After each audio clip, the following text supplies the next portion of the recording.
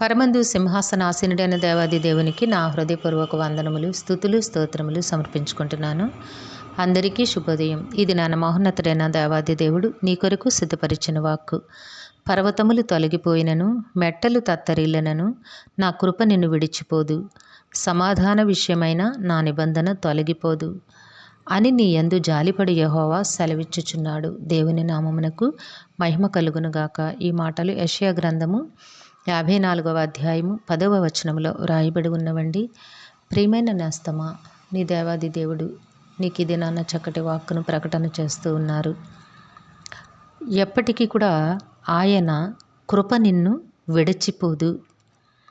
ఆయన ఉచితమైన కృప చేత నిన్ను జీవింపచేస్తూ నిన్ను రక్షించి నిన్ను కాపాడుచు ఉన్నారు.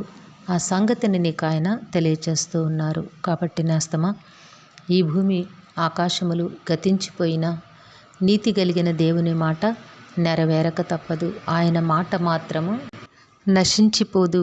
ఆయన నీకు ఇస్తున్న కృప ఏమిటి అంటే, పర్వతములు తొలగిపోయినా మెట్టలు తత్తరిల్లినను. యాక్చువల్లీ అవి రెండు జరిగే పనులు కాదు, కానీ ఒకవేళ అవి జరిగినా జరగచ్చు, కానీ నా కృప నిన్ను విడిచిపోదు అని నీ దేవుడు నీకు సెలవిస్తూ ఉన్నారు. కాబట్టి నేస్తమా, నీవెంతటి భయంకరమైన కష్టాల ఊబిలో ఉండినా, నష్టాల ప్రళయములో నీవు కొట్టుకుని పోతున్నట్టు నీకు అనిపించినా నీవు భయపడద్దు. ఎందుకంటే అవన్నీ నీ కంటికి అలా కనిపిస్తూ నీ మనసుని కలవరపరుస్తూ ఉంటాయి. వాటన్నిటినీ కూడా దేవుడు నీకు దూరపరిచి ఆయన శాశ్వతమైన కృపతో నిన్ను జీవింపచేస్తారు.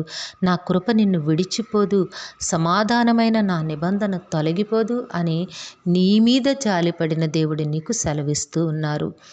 దేవుడు ఎల్లవేళలా కూడా నీ పట్ల తన జాలిని, తన ప్రేమను, తన కృపను కూడా ఎంతో మెండుగా చూపిస్తూ ఉన్నారు. కాబట్టి నేస్తమా, అవేమైనా జరిగినా జరగచ్చు, కానీ నీ సృష్టికర్త అయిన దేవాది దేవుని కృప మాత్రం నిన్నెన్నడూ విడిచిపెట్టదు. నీకు దూరము కాదు. నీకు ఎప్పటికీ కూడా ఆయన సమాధానమే తోడుగా ఉండి నిన్ను నడిపిస్తోంది అని నీ దేవుడు నీకు తన వాగ్దానమును జ్ఞప్తికి తెచ్చి ఉన్నారు. కాబట్టి నేస్తమా, దేవుని మాటల యందు లక్ష్యముంచు, విశ్వాసముంచు. ఎంతటి భయంకరమైన కష్టాల పరిస్థితిలో నువ్వు ఉండినప్పటికీ, అనారోగ్యకరమైన పరిస్థితులు నిన్ను ఏడిపిస్తున్నప్పటికీ ధైర్యమును విడిచిపెట్టకు. కృపగలిగిన దేవుని శాశ్వతమైన కృప నీకు తోడుగా ఉండింది.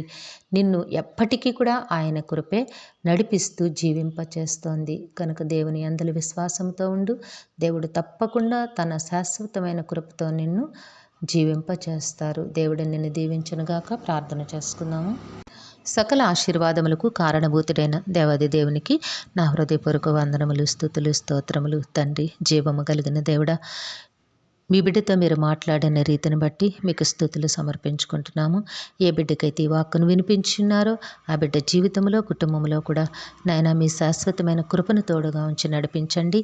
భయంకరమైన పరిస్థితుల నుంచి విడుదల కలుగచేయండి. నెమ్మదిని, మీ సమాధానమును అనుగ్రహించండి తండ్రి. ఈ దినము పుట్టినరోజు, వివాహ దినమోత్సవంలో జరుపుకొంచిన బిడ్డలందరికీ మీ ఆశీస్సులు, దీర్ఘాయుష్ను అనుగ్రహించి మీ కృపలో జీవింపచేయండి నాయన. మా ప్రియులందరినీ, వారి కుటుంబంలోని మీ దివ్య హస్తములకు అప్పగించుకొంచున్నాము తండ్రి. వారందరికీ కావలసిన ఆయురారోగ్యము, పరిపూర్ణమైన రక్షణ, దీర్ఘాయుష్, నెమ్మదిని ప్రసాదించి మీ శాంతి సమాధానంతో జీవింపచేయండి తండ్రి. నాయన, బిడ్డలకు ఉన్నతమైన విద్యను, భవిష్యత్తును ప్రసాదించండి నాయన. అలాగనే తండ్రి, బిడ్డలందరికీ సకాలంలో చక్కని ఉద్యోగములు, వివాహములు, గర్భఫలములు ప్రసాదించి మీ నామమునకు మహిమకరంగా జీవింపచేయండి. కుటుంబములలో ఉన్న చింతలు తొలగించండి నాయన. అవసరతలను తీర్చండి. ఏమీ తక్కువ కాకుండా అందరికీ నాయన సమృద్ధి అయిన నాయన ఆశీర్వాదములు అనుగ్రహించి మీ కృపలో జీవింపచేయమని సమస్తమును మీ కృపాహస్తములకు అప్పగించుకుంటూ ఈ ప్రార్థన మా రక్షకుడును మీ ప్రియ కుమారుడైన యేసుక్రీస్తు వారి అతి శ్రేష్టమైన నామమున అడిగి వేడుకొనుచున్నాము తండ్రి. ఆమెన్. జీవాధిపతి అయిన దేవుడు మీ కుటుంబ జీవితంలో ఉన్నతమైన ఆశీర్వాదములు అనుగ్రహించి మిమ్మును ఆయన నామ మహిమ కొరకు జీవింపచేయునుగాక. Amen, amen, amen.